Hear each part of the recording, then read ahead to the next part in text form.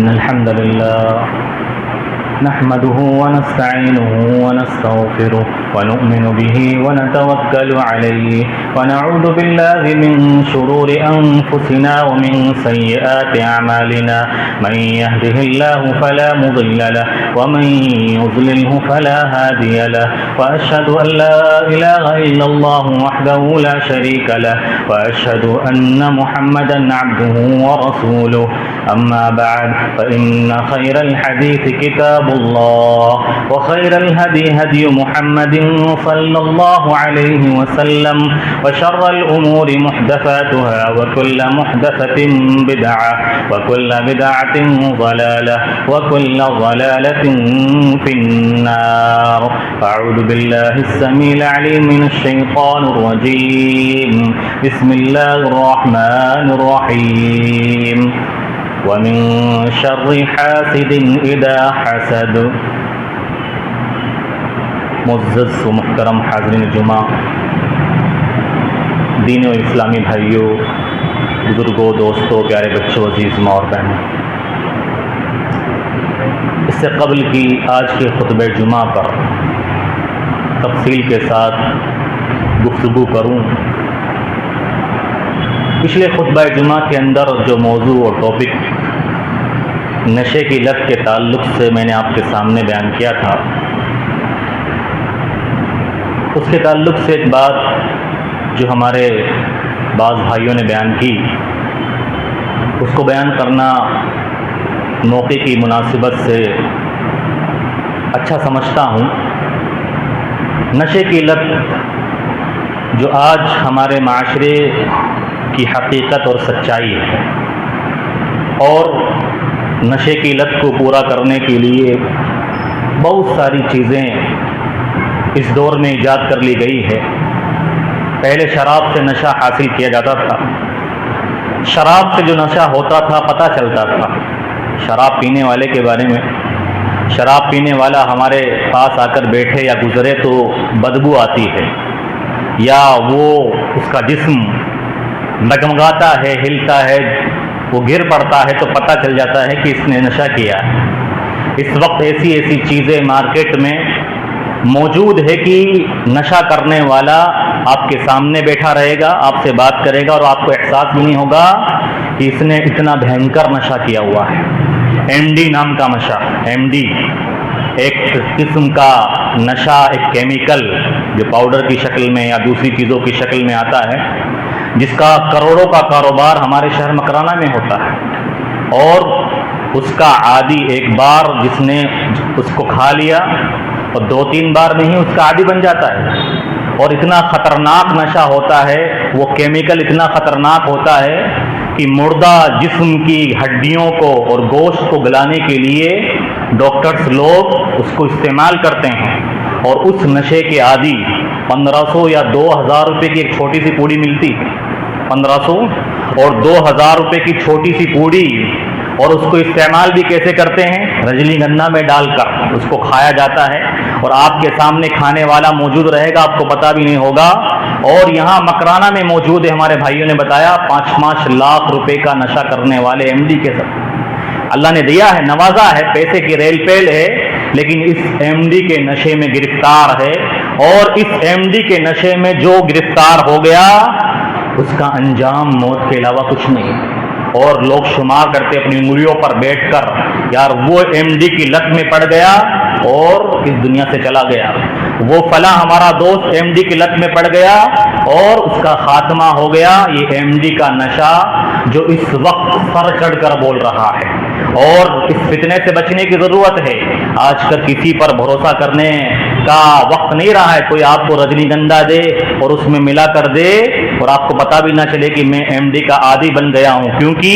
یہ نشے کے کاروباری لوگ سب سے پہلے اس کا عادی بناتے ہیں لوگوں کو، پھر ان کو کسٹمر ملتے ہیں، اور ایک بار لت پڑ گئی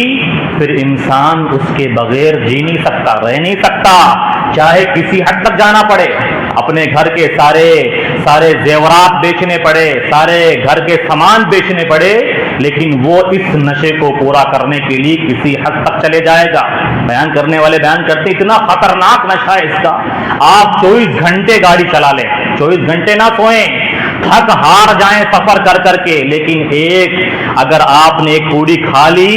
آپ کو آپ کی پوری تھکان اور پوری نیند غائب ہو جائے گی, 2 دن اور آپ گاڑی چلا سکتے ہیں. اس نشے سے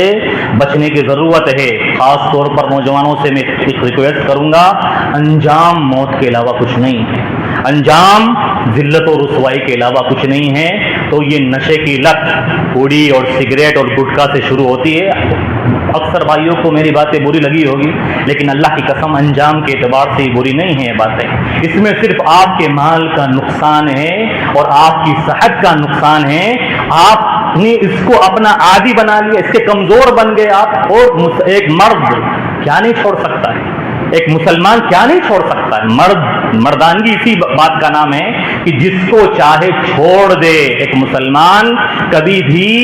اپنے نفس کا غلام نہیں ہوتا ہے, کبھی بھی اپنے نفس کا پجاری نہیں ہوتا ہے, بلکہ وہ غلام ہوتا ہے اللہ اور اس کے رسول کے احکامات کا. اللہ تعالی ہمیں اس نشے کی لت سے بچائے, اور یہ نشہ جو ہمارے مکرانے میں اور قرب و جوار میں پھیلا ہوا ہے, اللہ تعالیٰ اس کے کاروبار کرنے والوں کو ہدایت دے اور ان کے اس کاروبار کو تباہ و برباد کر کے رکھ دے. اللہم آمین.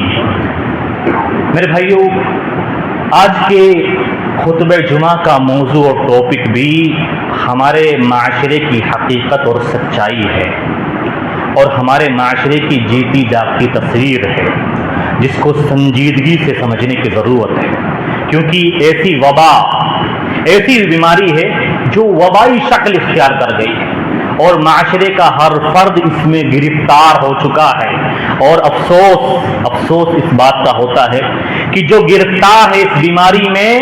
اس کو احساس تک نہیں ہے کہ میں اس بیماری میں مبتلا ہوں. میرے بھائیوں, تمہید کے طور پر معاملے کو سمجھانے کے لیے, بیماریاں 2 قسم کی ہوتی ہیں. عمومی اعتبار سے دیکھا جائے تو بیماریاں 2 قسم کی ہوتی ہیں. ویسے اگر دیکھیں تو بیماریوں کی سینکڑوں قسم بن سکتی ہیں, لیکن عمومی اعتبار سے بیماریوں کو ہم 2 قسموں میں بانٹ سکتے ہیں. پہلی بیماری ظاہری بیماری, جو بیماری دکھتی ہے, نظر آتی ہے, جس کو ہم دیکھتے ہیں. جیسے انسان کے ہاتھ پر کوئی بیماری ہے, اس کے چہرے پر کوئی بیماری ہو, اس کے اعضائے جسم, اس کے باڈی کے کسی انگ پر کوئی بیماری ہو جو نظر آتی ہے اور دکھتی ہو. یہ بیماری چونکہ نظر آتی ہے, دکھتی ہے, یہ پکڑ میں جلدی آتی ہے کیونکہ انسان دیکھ رہا ہے, اور اس کا علاج ممکن ہوتا ہے, آسانی سے ہو جاتا ہے, بنسبت بیماریوں کی دوسری قسم کے جو بیماریاں دکھتی نہیں ہیں, جو انسان کے اندرونی جسم میں پنپتی ہے. جیسے انسان کے معدے میں کوئی بیماری ہو, انسان کے پھیپھڑے میں یا اس کی انتڑیوں میں کوئی بیماری ہو, اس کے جگر میں, اس کے دل میں کوئی بیماری ہو. یہ اندرونی جسم میں پنپنے والی بیماریاں ایسی ہوتی ہے جو نظر نہیں آتی, اس وجہ سے جلدی پکڑ میں نہیں آتی. اور اگر پکڑ میں آ بھی جائے, لیکن اگر صحیح وقت میں علاج نہ کرایا جائے تو عین ممکن ہے کہ انسان کو موت کے گھاٹ اتار دے. بڑی خطرناک قسم کی بیماریاں ہوتی ہیں. جس طرح سے بیماریوں کی یہ 2 قسمیں ہمارے درمیان پائی جاتی ہے, ویسے ہی ہمارا اسلام گناہ کو بھی ایک بیماری قرار دیتا ہے. گناہ بھی ہماری شریعت میں ایک قسم کی بیماری ہے. ان کی بھی 2 قسمیں ہیں. ایک وہ گناہ جو دکھتے ہیں, نظر آتے ہیں, جیسے انسان زبان سے کوئی گناہ کرتا ہے, گالی بکتا ہے, یا شراب پیتا ہے, اپنے جسم سے کوئی گناہ کا کام کرتا ہے اور غیبت چغلی کرتا ہے. یہ ظاہری گناہ ہے جو ہم سب کو نظر آتے ہیں, ہم سب کو نظر آتے ہیں. یہ گناہ اتنے خطرناک نہیں ہوتے انسان کے لیے, بنسبت گناہوں کی دوسری قسم جس کو ہمارا اسلام بیماری قرار دیتا ہے, وہ گناہ, وہ بیماری جو انسان کے سینے میں پنپتے ہیں, جو انسان کے دل میں بستے ہیں, دل میں پنپتے ہیں, وہ اتنے خطرناک ہوتے, اتنے خطرناک کہ انسان کا ایمان اس کے ہاتھ سے چلا جاتا ہے, انسان کو احساس تک نہیں ہوتا. ان بیماریوں کو, جو دل کی بیماریاں ہیں, ان کو ہم مختلف ناموں سے جانتے ہیں, جیسے کینہ,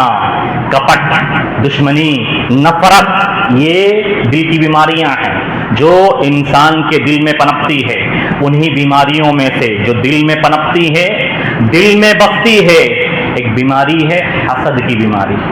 حسد کی بیماری، جو ہمارے معاشرے کی حقیقت ہے اور سچائی ہے، اور ایک وبائی شکل اختیار کر گئی ہے، اور ہر فرد معاشرے کا، چاہے دیندار ہو، چاہے بددین ہو، چاہے کسی بھی طرح کا عمل کرنے والا ہو، وہ اس بیماری میں مبتلا ہوتا ہے، اور اس کو احساس تک نہیں ہوتا کہ میں حسد کی بیماری میں مبتلا ہوں۔ کیا چیز ہے یہ حسد؟ کیا حقیقت ہے حسد کی؟ کیا تعریف ہے اس کی؟ اور حسد کے مراتب کیا ہیں، درجات کیا ہیں اس کے، کیا کیٹیگریز ہیں، کیا اسٹیج ہیں اس حسد کی بیماری کے، اور اسی طرح سے اس حسد کی بیماری کے نقصانات کیا ہیں، کیا نقصانات ہوتے ہیں، کیا تباہ کاریاں ہوتی ہیں اس حسد کی بیماری کے مسلم معاشرے میں، جو مسلم معاشرے کو تباہ اور برباد کر کے ڈالتی ہے، اور حسد کے نقصان خود حاسد کو، جو حسد کرتا ہے، اس کو کون کون سے پہنچتے ہیں، اور کیا علامتیں ہیں جس سے پتہ چلے مجھے اور آپ کو کہ کیا ہم اس بیماری میں مبتلا ہیں۔ حاسد کو اپنے آپ کو پہچاننے کی علامتیں کیا ہیں، اور معیار کیا ہے، ہمارا اسلام کون کون سی چیزیں بتاتا ہے جس سے پتہ چلے کہ ہاں یہ مسلمان حسد کی آگ میں جل رہا ہے۔ اسی طرح سے حسد کا علاج، حاسد اگر کوئی اس بیماری میں مبتلا ہو گیا ہے اور دوسروں سے حسد کرتا ہے،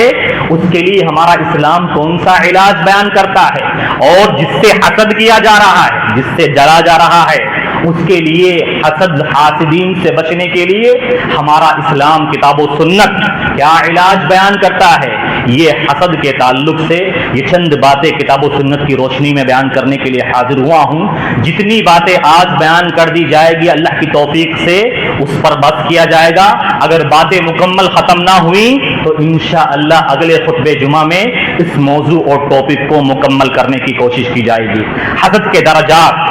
حسد کے مراتب، حسد کے اسٹیج، جس سے حسد کی حقیقت اور تعریف ہمیں پتہ چلے گی۔ حسد کا سب سے پہلا اسٹیج، یعنی حسد کی شروعات جہاں سے ہوتی ہے اور جس میں معاشرے کا ہر فرد آسانی سے گرفتار ہو جاتا ہے، سب سے پہلا مرحلہ، سب سے پہلا درجہ حسد کا یہ ہوتا ہے کہ ہمارے سامنے کسی کی تعریف کی جائے، یا ہم کسی کو دیکھیں کہ فلاں کے پاس یہ نعمت ہے، یہ خوبی ہے، یہ اچھائی ہے، فلاں کی تعریف ہمارے سامنے کی جائے، اس تعریف کو، اس کی نعمت کو، چاہے وہ کسی بھی شکل میں ہو، اللہ کی نعمتیں جو ہم انسانوں کو ملی ہوئی ہے اس کی بہت ساری شکلیں ہیں۔ کسی کو اللہ نے علم کی دولت سے نوازا ہے، کسی کو مال و دولت کی نعمت سے نوازا ہے، مال و دولت ہے، گھر بار ہے، اچھا کھاتا پیتا گھر ہے، اور سواری کرنے کے لیے گاڑیاں ہیں، بزنس ہے، کسی کے پاس اولاد ہے، اچھی بیوی ہے، اچھے رشتہ دار ہے، اور کسی کے پاس اچھا پہننے کے لیے لباس ہے، اور بہت ساری نعمتیں ہوتی ہے۔ اگر کسی کی ان نعمتوں کو دیکھ کر ہمیں جلن ہوتی ہے، ہمیں تکلیف ہوتی ہے، ہمیں وہ نعمتیں ناپسند گزرتی ہے، ہمارا دل اندر سے اڑتا ہے اور ہمیں تنگی محسوس ہوتی ہے، تو سمجھ لیجئے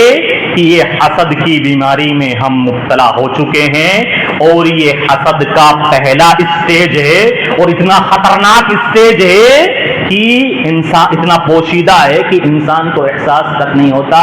کہ میں اس بیماری میں مبتلا ہو چکا ہوں۔ یہ پہلا اسٹیج ہے، یہ پہلا اسٹیج ہے۔ حسد کا دوسرا اسٹیج، جب دوسرے کی نعمت دیکھ کر، کسی بھی شکل میں نعمت ہو، خوبی دیکھ کر، شہرت دیکھ کر، علم دیکھ کر، اگر میرے اور آپ کے دل میں یہ تمنا پیدا ہو جائے، پہلے صرف نفرت تھی اور ناپسندیدگی تھی، اچھائی محسوس نہیں ہو رہی تھی، دوسرے اسٹیج میں کیا ہوتا ہے، انسان یہ تمنا کرنے لگتا ہے کہ یہ نعمت اس سے چھن جائے، اس کی یہ نعمت برباد ہو جائے، ضائع ختم ہو جائے، زائل ہو جائے، اس سے چھن جائے۔ یہ حسد کا دوسرا اسٹیج ہے، یہ اس کا دوسرا درجہ ہے۔ ہر آدمی غور کرے، ہر آدمی اپنے گریبان میں جھانکے کیا ایسے جذبات اس کے دل میں پائے جاتے ہیں؟ کیا کسی کی تعریف سن کر اسے ناپسندیدگی ہوتی ہے، اسے تکلیف ہوتی ہے، اسے جلن ہوتی ہے، اس کا دل اندر سے کڑتا ہے، اس کا دل اندر سے تنگی محسوس ہوتا ہے، اور جس کی تعریف، جس کی نعمت وہ دیکھ رہا ہے، اس کو دیکھنے اور سننے کے بعد اس کا دماغ اندر سے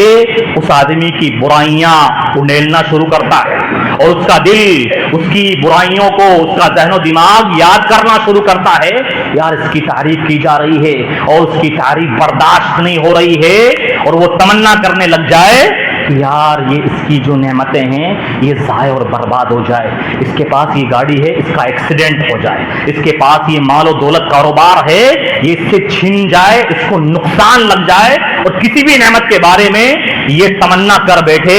کہ یہ برباد ہو جائے۔ یہ حسد کا دوسرا اسٹیج ہے، یہ بھی بڑا خطرناک ہے، بڑا خطرناک ہے۔ تیسرا اسٹیج جو سب سے خطرناک ہے اور سب سے برا ہے،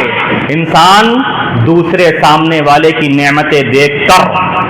چھیننے کی تمنا کرے، اس سے چھن جائے، برباد ہو جائے اور ضائع ہو جائے اور ختم ہو جائے اور مجھے مل جائے، مجھے مل جائے۔ یہ تیسرا اسٹیج ہے جو سب سے خطرناک ہے، سب سے خطرناک ہے۔ حسد کا چوتھا اسٹیج بھی ہے جو جائز ہے، وہ میں بعد میں بیان کروں گا۔ حسد ان تینوں درجات کے ساتھ، تینوں کیٹیگریز کے ساتھ حرام ہے، حرام، ناجائز ہے، اور بہت بڑی بیماری ہے، دل کی بیماری ہے، دل کی بیماری، اور اتنی بری آگ ہے کہ حسد کرنے والے کو جلا کر راکھ کر دیتی ہے، جلا کر راکھ کر دیتی ہے، اور اس کا نقصان اتنا خطرناک، نقصان اتنا خطرناک کہ انسان کا ایمان اس کے ہاتھ سے چلا جاتا ہے، وہ بددین ہو جاتا ہے، بے ایمان ہو جاتا ہے، اس کو احساس تک نہیں ہوتا، اور وہ خوش فہمی میں گھوم پھر رہا ہوتا ہے کہ میں آج جمعے کی نماز پڑھ کر آیا ہوں پہلی صف میں، اور اذان ہونے سے پہلے پہنچ گیا تھا، اور میں پورے رمضان کے روزے رکھ چکا ہوں، اور شوال کے بھی 6 روزے رکھے ہیں، میں عمرہ اور حج کرنے والا ہوں، میں نے زکوٰۃ پوری اچھے طریقے سے ادا کی ہے، اور میں دوسرے سارے کام نیکی کے کرنے والا ہوں۔ یہ سب دھرے کے دھرے رہ جاتے ہیں، وہ بے ایمان ہو جاتا ہے، بددین ہو جاتا ہے، اس کو احساس تک نہیں ہوتا۔ اللہ کے نبی صلی اللہ علیہ وسلم نے حسد کی اس تباہ کاری کو، نقصان کو بیان کرتے ہوئے ارشاد فرمایا،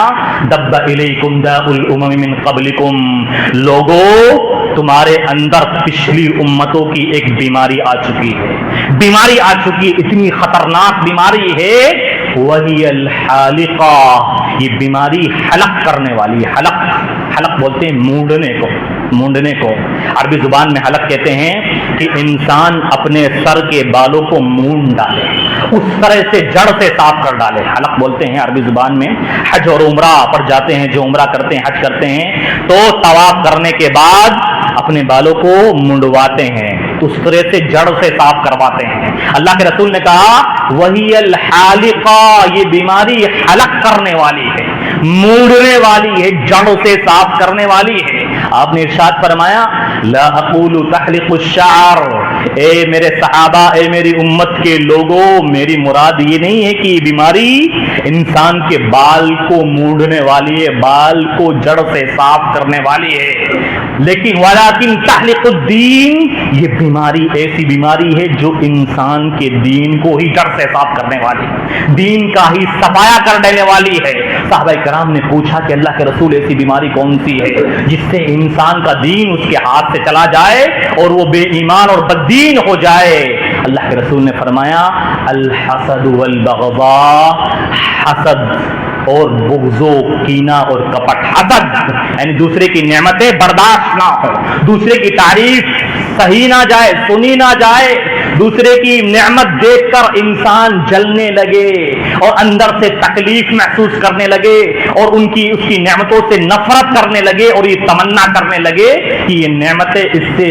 برباد ہو جائے، زائل ہو جائے، چھین لی جائے اور مجھے مل جائے یہ تیسرا اسٹیج ہے، مجھے نہ ملے لیکن برباد ہو جائے یہ دوسرا اسٹیج ہے، اور نفرت ہو جائے اور بری لگنے لگے یہ پہلا اسٹیج ہے۔ میرے بھائیوں بہت خطرناک بیماری ہے، بہت خطرناک بیماری۔ اللہ کے رسول صلی اللہ علیہ وسلم نے اس کو بیماری قرار دیا ہے جو انسان کو بددین بناتی ہے۔ ایک اور روایت کے اندر اللہ کے رسول صلی اللہ علیہ وسلم نے ارشاد فرمایا لا یشترب فی قلب عبد الایمان والحسد، کسی بھی بندے کے دل میں دو چیزیں ایک ساتھ جمع نہیں ہو سکتی، کسی بھی بندے کے دل میں دو چیزیں ایک ساتھ رہ ہی نہیں سکتی، ایمان اور حسد۔ یا تو بندہ مومن ہوگا یا وہ حسد کرنے والا ہوگا، ایسا نہیں ہو سکتا کہ حسد بھی کرنے والا ہو اور اس کا ایمان بھی برقرار رہ جائے اور وہ مومن اور مسلمان بھی باقی رہ جائے، ایسا نہیں ہو سکتا۔ اتنی خطرناک بیماری ہے، اتنا خطرناک گناہ ہے اس کائنات میں، اور آسمان میں سب سے پہلا گناہ اگر سرزد ہوا، سب سے پہلی نافرمانی کی گئی اللہ کی، اس کی بنیاد اس کا سبب یہی حسد بنا، یہی حسد بنا۔ سب سے پہلا گناہ جو آسمانوں میں کیا گیا، اللہ کی سب سے پہلی نافرمانی جو آسمانوں میں سرزد ہوئی، اس کا سبب یہ حسد ہے، حسد۔ جب ابلیس حسد میں مبتلا ہو گیا آدم علیہ السلام کے تعلق سے حسد میں مبتلا ہو گیا، اللہ نے کہا فرشتوں سے سجدہ کرو آدم کو۔ ابلیس بھی فرشتوں کے ساتھ رہتا تھا، اس کا بڑا مقام تھا اللہ کے یہاں، وہ حسد میں مبتلا ہو گیا کہ آدم کو یہ نعمت کیسے مل گئی، آدم اس نعمت کا کیسے مستحق ہو گیا، میں آدم سے بہتر ہوں، میں آدم کو سجدہ نہیں کر سکتا، اپنے آپ کو آدم سے بہتر سمجھ کر آدم سے یہ نعمت چھن جائے، آدم اس نعمت کا حقدار نہیں ہے، وہ حسد میں مبتلا ہو گیا اور اللہ رب العالمین کا سب سے بڑا نافرمان اور گنہگار بن گیا۔ اور اس زمین کے اندر بھی سب سے پہلا گناہ جو وجود میں آیا وہ اسی حسد کی وجہ سے آیا۔ جب آدم کے دو بیٹوں نے، سورہ مائدہ کے اندر اللہ رب العالمین نے تفصیل سے واقعہ بیان کیا ہے، آدم کے دو بیٹے حابیل اور قابیل جب پیدا ہوئے، اور قابیل یہ حسد میں مبتلا ہو گیا حابیل کے تعلق سے، اور حسد میں مبتلا ہو کر اس نے اپنے بھائی کو مار ڈالا، اپنے بھائی کو مار ڈالا۔ حسد یہ ایسی بیماری ہے جو اس بیماری میں مبتلا ہو گیا وہ کسی کا قتل بھی کر سکتا ہے، قتل بھی کر سکتا ہے۔ اور جتنے جادو ٹونے ہو رہے ہیں نا، جتنے، میں انشاءاللہ جب جادو کی بات آئے گی الگ اس ٹاپک پر جمعے کے خطبے میں بیان کروں گا، مکرانہ میں حسد کی بنا پر کس طرح سے لوگ جادو کرتے ہیں اور لوگ کی زندگی کے ساتھ کھلواڑ کرتے ہیں، اور عورتیں جادو کرواتی ہیں، دیندار عورتیں جادو کرواتی ہیں، اور وجہ کیا ہوتی ہے؟ صرف اور صرف حسد۔ حسد کی وجہ سے کیا نہیں ہوتا ہے، کیا نہیں ہوتا ہے، انسان دوسرے کا قاتل تک بن جاتا ہے، قتل کرنے والا بن جاتا ہے۔ اور جو اس حسد کی بیماری میں مبتلا ہو گیا اس کی ساری افضلیت دھری کی دھری رہ جاتی ہے، کتنا بھی افضل ہو، کتنا بھی بھلائی کے کام کرنے والا ہو، کتنا بھی اچھا کام کرنے والا ہو، کسی کی بھی اولاد ہو، یہاں تک کہ میرے بھائیوں نبی کی بھی اولاد حسد میں مبتلا ہو جائے وہ بھی قتل کرنے پر آمادہ ہو سکتی۔ دیکھیے آپ یوسف علیہ السلام کا قصہ، دیکھیے آپ یوسف علیہ السلام کے بھائیوں کو حسد ہو گیا اپنے بھائی یوسف سے، کیا کوشش کی انہوں نے، کیا کوشش کی یوسف کے بھائیوں نے، کوشش کی مار ڈالنے کی، پھینک ڈالا کنویں کے اندر یوسف کو، خونی رشتے۔ اور بتاؤں اس واقعے سے پتہ چلتا ہے اکثر حسد، عموماً حسد جو ہوتا ہے وہ قریبی لوگوں میں ہوتا ہے، قریبی لوگوں میں، ایک خاندان کے لوگوں میں، ایک برادری کے لوگوں میں۔ کہتے ہیں نا ہم ایک باپ کی اولاد ہیں، ایک باپ کی، ایک گود کے ہیں ہم، یہ پوری گواری ہماری ہے۔ میرے بھائیوں اسلام کہتا ہے اکثر حسد پیدا ہوتا ہے ایک برادری کے لوگوں میں۔ دور کے لوگوں کو کیا مطلب ہے آپ کی نعمتوں سے؟ دور کے لوگ آپ کی نعمتوں سے پریشان نہیں ہوں گے، دور کے لوگ آپ کی نعمتوں سے جلیں گے نہیں، خود آپ کے لوگ، آپ کی برادری کے، آپ کی خونی رشتے والے، آپ کے بھائی، آپ کے ساتھ اٹھنے بیٹھنے والے، آپ کے بزنس پارٹنر، آپ کے فیلڈ کے لوگ جن کا آپ سے ربط ہے، تعلق ہے، اٹھنا بیٹھنا ہے، کاروبار ہے، وہ آپ کے ساتھ حسد کریں گے اور آپ کی نعمتیں دیکھ کر جلیں گے،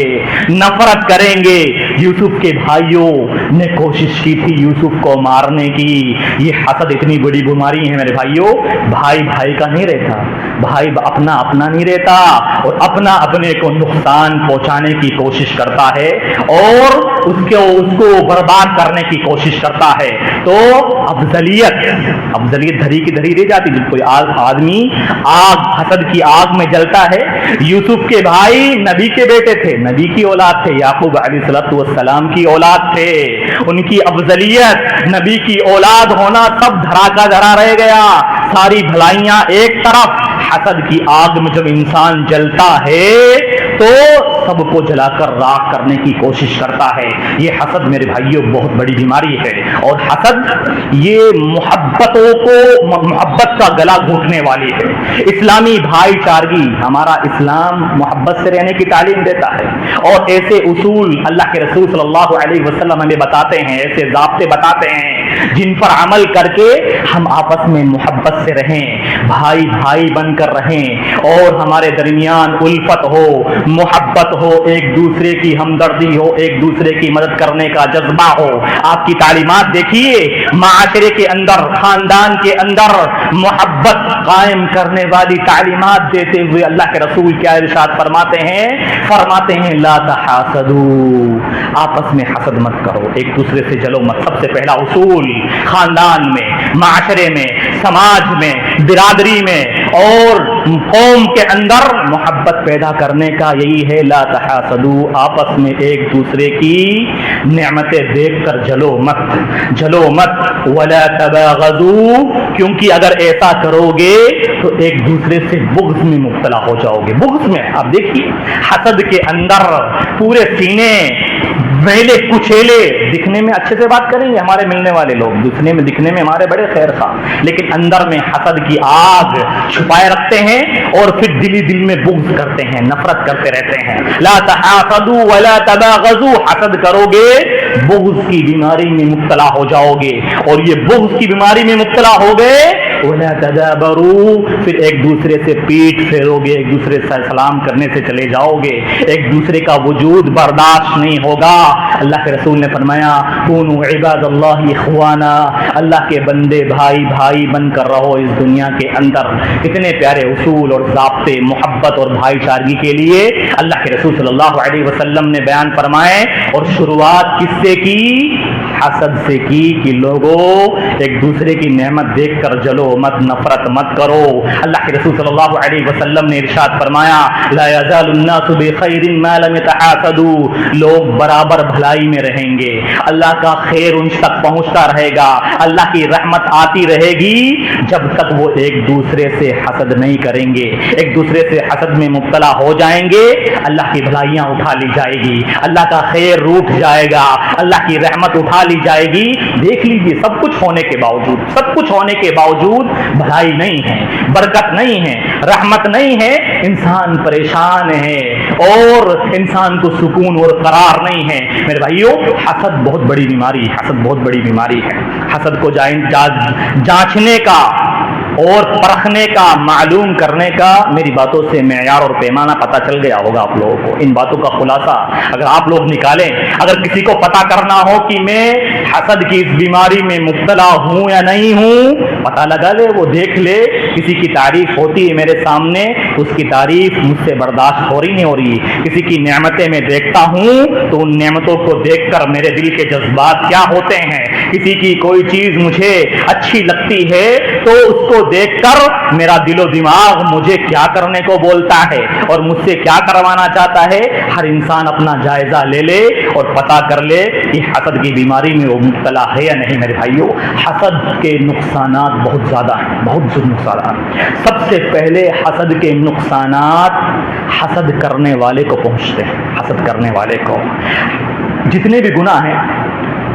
گناہوں میں سب سے انصاف کرنے والا گناہ कोई है तो वो हसद है। वो किस तरह से इंसाफ करता है? हसद ऐसा गुनाह है जो इंसाफ करने वाला गुनाह है, जो सबसे पहले हासिद को हसद करने वाले को तकलीफ पहुंचाता है, तकलीफ पहुंचाता है। हसद करने वाला, हसद की आग में जलने वाला कभी चैनो सुकून से नहीं रह सकता, हमेशा गम में, टेंशन में, परेशानी में, उसको सुकून नहीं मिलता। बस वो हमेशा गम में रहता है, यार इसके पास ये गाड़ी कैसे आ गई, इसकी बेटी की शादी कैसे हो गई, उसका रिश्ता कहां से लग गया, और ये उसका बेटा फलां जगह काम करने कैसे चला गया, या उसने गोदाम वहां पे कैसे खोल लिया, यार वो कैसे ऐसे तरक्की कर गया। वो इसी टेंशन में सारी जिंदगी गुजारता है। तो हसद ऐसा गुनाह है जो इंसाफ करने वाला है। इंसाफ कैसे करता है? कैसे करता है कि वो हासिद को मारता है। हासिद हसद की आग में जलकर सबसे पहले खुद बर्बाद होता है और बर्बादी की तवक्को करता है जिससे वो हसद करता है। मेरे भाइयों,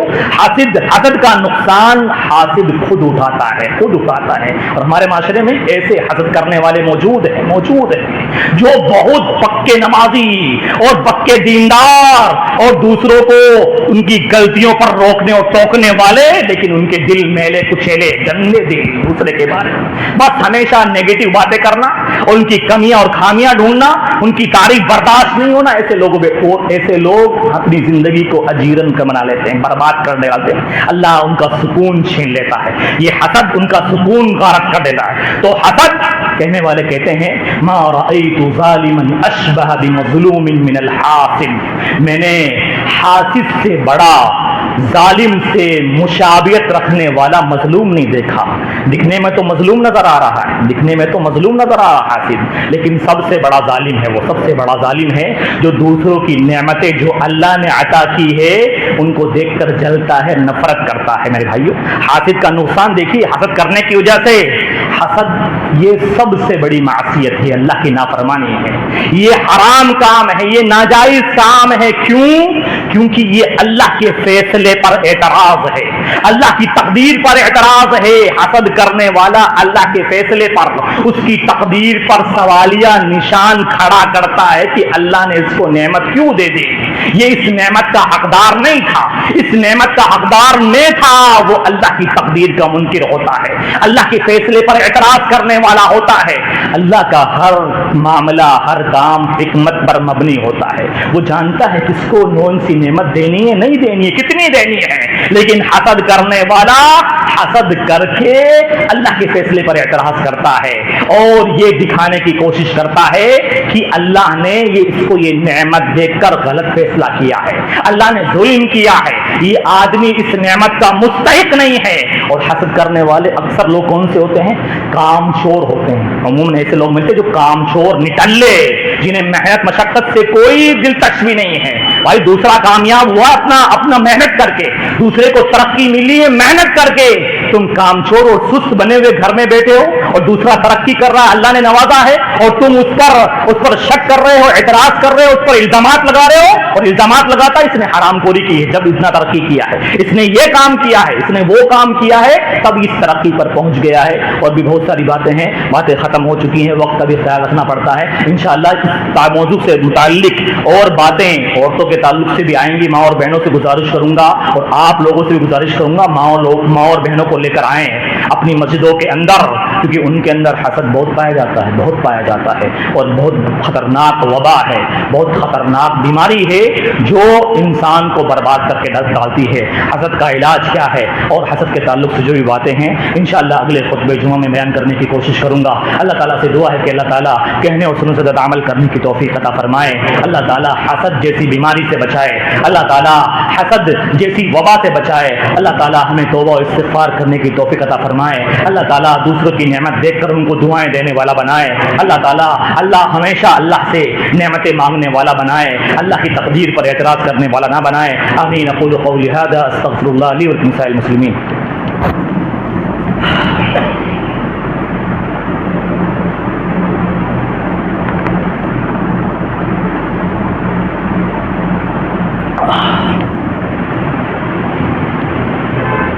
अल्हम्दुलिल्लाह لله رب العالمين والصلاة والسلام على أشرف الأنبياء والمرسلين نبينا محمد وعلى آله وأصحابه أجمعين أما بعد أعوذ بالله من الشيطان الرجيم بسم الله الرحمن الرحيم إن الله وملائكته يصلون على النبي يا أيها الذين آمنوا صلوا عليه وسلموا تسليما اللهم صل على محمد وعلى آل محمد كما صليت على إبراهيم وعلى آل إبراهيم إنك حميد مجيد اللهم بارك على محمد وعلى آل محمد كما باركت على إبراهيم وعلى آل إبراهيم إنك حميد مجيد عباد الله رحمكم الله إن الله يأمر بالإحسان وإيتاء ذي القربى وينهى عن الفحشاء والمنكر والبغي يعظكم لعلكم تذكرون اذكروا الله يذكركم وادعوه يستجب لكم ولذكر الله تعالى أعلى وأجل أكبر